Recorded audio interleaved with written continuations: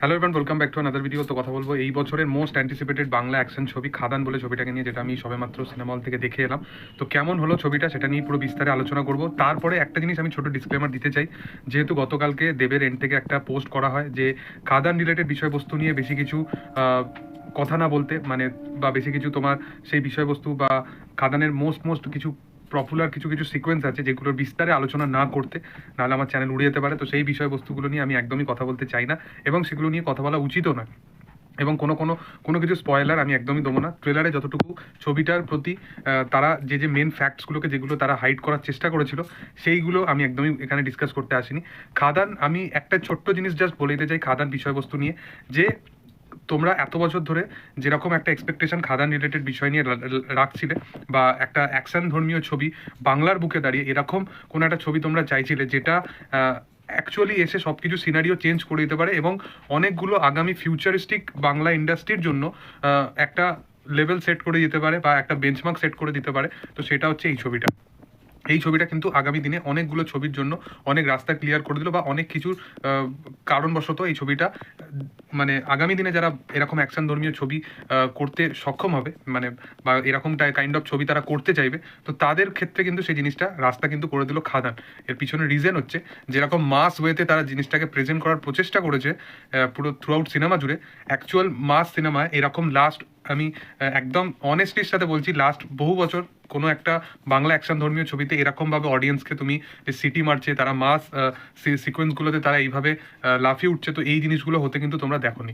এবার যদি সিনেমাটাকে নিয়ে কথা বলি, প্রথমত এই সিনেমার সবচেয়ে মেন যেটা, সেটা হচ্ছে যে এই সিনেমাটা পুরোপুরি এঙ্গেজিং একটা সিনেমা। এখানে 2 মিনিট 17 সেকেন্ডের এরকম টোটাল ডিউরেশন টাইম আছে, এবং ওভারঅল এই ছবির যে রান টাইম, সেখানে কোথাও গিয়ে তোমার মনে হবে না যে ছবিটা বোর ফিল করছে। ছবিটা প্রচণ্ড এঙ্গেজিং এবং প্রচণ্ড এঙ্গেজিং স্ক্রিন প্লে, এবং এই ছবির স্ক্রিন প্লে রাইটিং এর সাথে সাথে ছবির ডায়লগ ডেলিভারি এবং ছবিতে যেভাবে ডায়লগগুলোকে লেখা হয়েছে সেগুলো দুর্দান্ত। ছবির যে প্লট বা টুইস্ট অ্যান্ড টার্নগুলো ছবিতে যেভাবে ইউজ করা হয়েছে সেগুলো ব্যাপক, এবং কিছু কিছু পোর্শন এরকম আছে, আমি জাস্ট সেই জিনিসগুলো বলার জন্য অপেক্ষা আছি, খালি আমি বলতে চাই না যেহেতু স্পয়লারের ব্যাপার হয়ে যাবে। কিন্তু কিছু কিছু এমন জিনিস আছে যেই অবতারে তোমরা দেবকে যখন দেখবে, তোমাদের কিন্তু বিশাল মানে একটা এক্সপ্যান্ড লেভেলের একটা তোমাদের একটা রিয়াকশন অবশ্যই আসবে।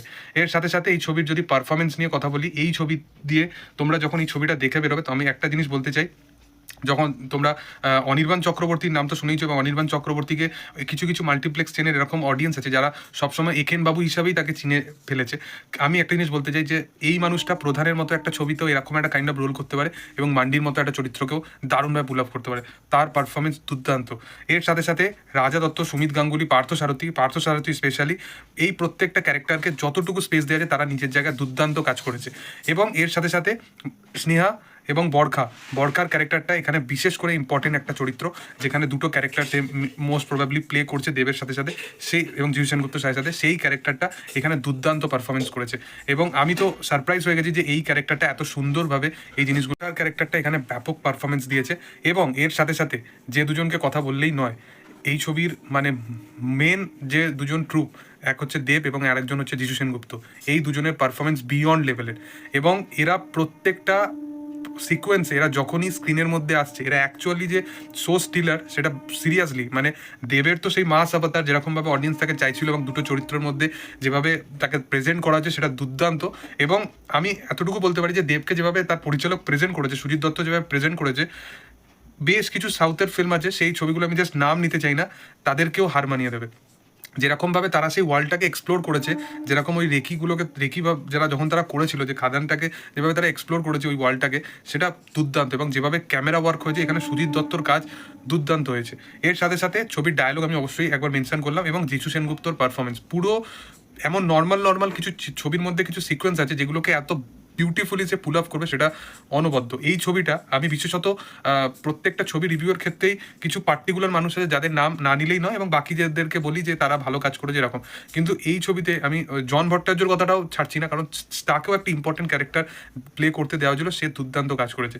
ছবির গান, যে গানগুলো তো আমরা দেখেছি, সেগুলো তো আমরা জানি যে কিরকম কিরকম টাইমে এসছে ছবির মধ্যে, সেগুলো দারুণভাবে ইউজ করা যায়। এবং ছবির মিউজিক খুব ভালো, গান খুব ভালো, এবং যে গানগুলো আমরা দেখিনি সেগুলো এমন ছবির পোর্শনে আসে সেগুলো কিন্তু দুর্দান্ত। ছবির মিউজিকের কাজ এখানে বেশ ভালো হয়েছে, বিশেষ করে ব্যাকগ্রাউন্ড স্কোর এখানে দারুণ লেভেলে। মানে আমি পুরো মানে বিশেষত বাংলা ছবির ক্ষেত্রে কি দেখা যায় যখন ব্যাকগ্রাউন্ড স্কোর হয়, স্পেশালি মির্জার ক্ষেত্রে যে জিনিসটা হয়েছিল আর কি, যে ব্যাকগ্রাউন্ড স্কোর বাজছে এবং খুব রিপিটেটিভ ওয়েতে সেই ব্যাকগ্রাউন্ড স্কোরটাকে পুরো সিকোয়েন্সের মধ্যে বাজিয়ে যাচ্ছে। কিন্তু এখানে পার্টিকুলার অনেকগুলো সিকোয়েন্সের জন্য আলাদা আলাদাভাবে তারা ব্যাকগ্রাউন্ড স্কোরকে সাজিয়েছে, যেমন যিশু সেনগুপ্তর ব্যাকগ্রাউন্ড স্কোর, একটা দেবের ব্যাকগ্রাউন্ড স্কোর, সেগুলো দারুণ। এখানে কিছু কিছু ফাইটিং সিকোয়েন্স আছে যেগুলো আমি স্পেশালি মেনশন করতে চাই, কিন্তু আমি জাস্ট করছি না এই কারণবশত যেহেতু স্পয়লার হয়ে যাবে অনেক কিছু। কিন্তু ট্রেলারের মধ্যে তোমরা দেখেইছো যেখানে দেবের ওই মুখের মধ্যে রক্ত, এইরকম কাইন্ড অফ কিছু, বা সে বাইক নিয়ে আসছে, এই জিনিসগুলো, তো ওই পোর্শনগুলো দেখলে তোমরা আলাদাই নস্টালজিয়ার মধ্যে ভাসবে। এই ছবির কাজ ব্যাপক হয়েছে, ছবি নিয়ে যত বলবো তত কম। ছবির ডায়লগ আমার প্রত্যেকটা জিনিস খুব ভালো লেগেছে, এবং আমি এতটুকু বলতে চাই যে খাদান এই এক্সাম্পলটুকু সেট করে দিয়ে যেতে চায়, যেটা আগামী দিনে অনেক বাংলা সিনেমার কমার্শিয়াল কাজের জন্য কিন্তু অনেক রাস্তা খুলে গেল। তো আমার ফাইনালি খাদান ছবিটা নিয়ে যেগুলো রিয়াকশন ছিল আমি সেগুলো তোমাদের সামনে রাখলাম। তোমাদের কি বক্তব্য অবশ্যই কমেন্ট সেকশনে জানাতে পারো। ভিডিও যদি ভালো লেগে থাকে লাইক শেয়ার সাবস্ক্রাইব করে দিও, আর পারলে একবার খাদান ছবিটা দেখে আসতে পারো। Thank you all, by.